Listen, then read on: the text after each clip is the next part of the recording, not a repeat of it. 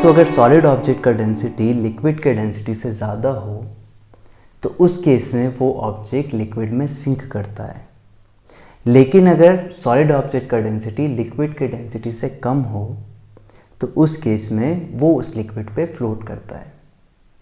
हमको पता है कि वाटर का डेंसिटी 1 ग्राम पर सीसी होता है, मर्क्यूरी का डेंसिटी 13.6 ग्राम पर सीसी होता है और स्टील का डेंसिटी 7 to 8 ग्राम पर सीसी के बीच में होता है। अलग अलग अलॉयज के लिए डिफरेंट होता है वैल्यू।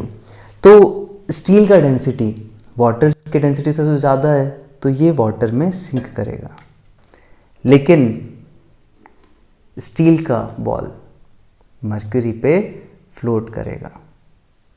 ये तुम लोग देख पा रहे हो, ये इस पे फ्लोट कर रहा है अभी, हाँ या नहीं? यस।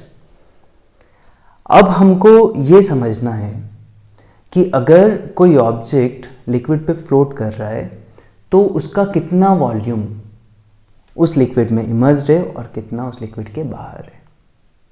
ये हमारे लिए बहुत ही इजी है। अगर कोई ऑब्जेक्ट लिक्विड पे फ्लोट कर रहा है तो फिर उस केस में हम लोग बॉयंट फोर्स को ग्रेविटेशनल फोर्स से इक्वेट कर देंगे, है ना।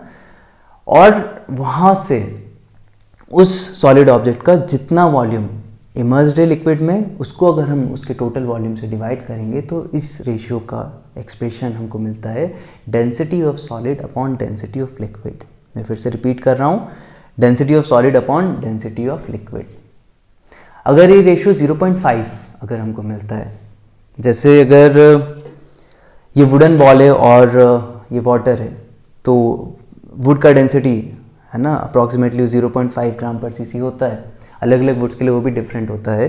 अगर ये 0.5 ग्राम पर सीसी है तो इस केस में ये वाटर पे फ्लोट तो करेगा, लेकिन हमको ये भी इंफॉर्मेशन अभी मिलेगा कि इसका 50% वॉल्यूम वाटर में इमर्ज्ड है, 50% उसके बाहर है। मेरी बात समझ पा रहे हो? यस। अच्छा, अगर हम लोग सेम मटेरियल का ऑब्जेक्ट लेते हैं लेकिन डिफरेंट वॉल्यूम का या डिफरेंट शेप का, तो इस केस में भी ये रेशियो सेम होगा ना, density of would upon density of water. यहाँ पे भी ये 0.5 आ जाएगा, तो यहाँ पे भी इसका 50% वॉल्यूम वाटर में इमर्ज्ड होगा, 50% उसके बाहर। मेरी बात समझ पा रहे हो? यस।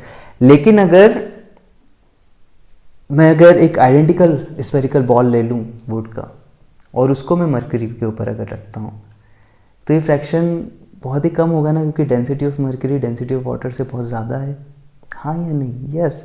तो यहाँ पे तुम लोग देख पा रहे हो क्या कि यहाँ पे इस स्फेरिकल बॉल का जितना वॉल्यूम इमर्ज्ड है वाटर में वो ज़्यादा है इस दूसरे केस से, हाँ या नहीं? यस।